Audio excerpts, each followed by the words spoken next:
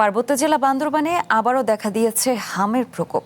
জেলার আলীকদম ও লামা উপজেলার পর এবার রুমা উপজেলার দুর্গম বিভিন্ন এলাকায় উদ্বেগজনক হারে দেখা দিয়েছে হামের প্রকোপ। হাম ও হামের উপসর্গ নিয়ে গেল 1 মাসে মারা গেছে 7 শিশু। উপজেলা সদর ছাড়াও সীমান্তবর্তী দুর্গম গালেঙ্গা ও পাইন্দু ইউনিয়ন এবং আশেপাশের ম্রো ও খমি সম্প্রদায়ের বিভিন্ন পাড়ায় ব্যাপকভাবে ছড়িয়ে পড়েছে সংক্রামক এ রোগ।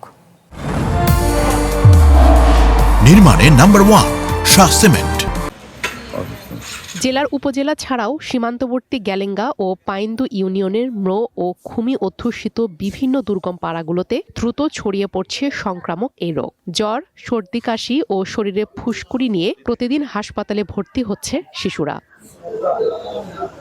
তবে আক্রান্ত হওয়ার পরও দুর্গমতা ও যোগাযোগ ব্যবস্থার কারণে অনেকে বাড়িতে অবস্থান করছে। এতে সংক্রমণ দ্রুত ছড়িয়ে পড়ছে। এছাড়াও স্বাস্থ্য কমপ্লেক্সে শয্যা সংকট ও অক্সিজেন সহ পর্যাপ্ত চিকিৎসা সেবা না থাকায় চিকিৎসার জন্য নেওয়া হচ্ছে বান্দরবান সদর হাসপাতালে। তবে সেখানেও শয্যা সংকট ও পর্যাপ্ত অক্সিজেন এবং আইসিইউ সুবিধা না থাকায় হামে আক্রান্ত রোগীরা বঞ্চিত হচ্ছে সঠিক চিকিৎসা থেকে। রুমা সদর হাসপাতালেও আছে, বান্দরবান সদর হাসপাতালেও আছে।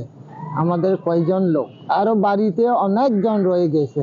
রুমা উপজেলা স্বাস্থ্য কমপ্লেক্সের ওরকম সুবিধা পাচ্ছে না, বিধায় আমরা বান্দরবান জেলার সদর হসপিটালে আসছে। এদিকে দুর্গম এলাকায় পরিস্থিতি নিয়ন্ত্রণে আনতে মেডিকেল টিমের মাধ্যমে চিকিৎসা দেওয়ার কথা জানায় মেডিকেল কর্মকর্তা। পর্যাপ্ত মেডিকেল টিম সহ আমাদের সহায়ক সেনাবাহিনী ওনারাও তৎপর আছেন এবং তারা যে জায়গাগুলোতে হামের কেস বাড়ছে ওই এলাকাগুলোতে তারা পরিদর্শন করে তারা টিকা কার্যক্রমের আওতায় আনার জন্য তারা বিভিন্ন কর্মসূচি হাতে নিয়েছেন। স্বাস্থ্য বিভাগের তথ্য মতে গত 29 মার্চ থেকে এ পর্যন্ত জেলায় মোট 1771 জন হামে আক্রান্ত হয়েছেন।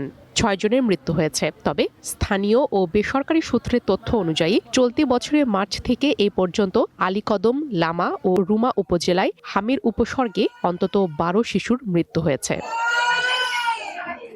One national desk.